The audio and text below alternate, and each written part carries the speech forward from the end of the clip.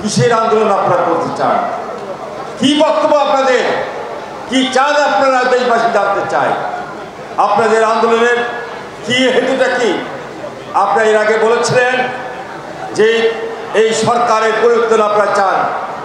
সরকারের পরিবর্তন করতে হলে নির্বাচনের মাধ্যমে পরিবর্তন সম্ভব। নির্বাচন ছাড়া কখনো কোনো সরকার গঠন হয় না, বৈধভাবে হয় না। আর একটি আছে অগণতান্ত্রিক পন্থায় সরকার করা, যেটা তাদের এই বিএনপি জামাতের প্রভু পাকিস্তানের সেই দেশে ওইটা প্রচলিত আছে। এই বাংলাদেশের জনগণ কখনো অগণতান্ত্রিক পন্থায় এই দেশের সরকার দেখতে চায় না। বিএনপি নির্বাচনে অংশ নেয় না। ওনারা মুখে বলেন গণতন্ত্রের কথা, গণতন্ত্রের দাবি নিয়ে লেখা আন্দোলন করছেন। গণতন্ত্রের একটা বড় অংশ হচ্ছে নির্বাচন।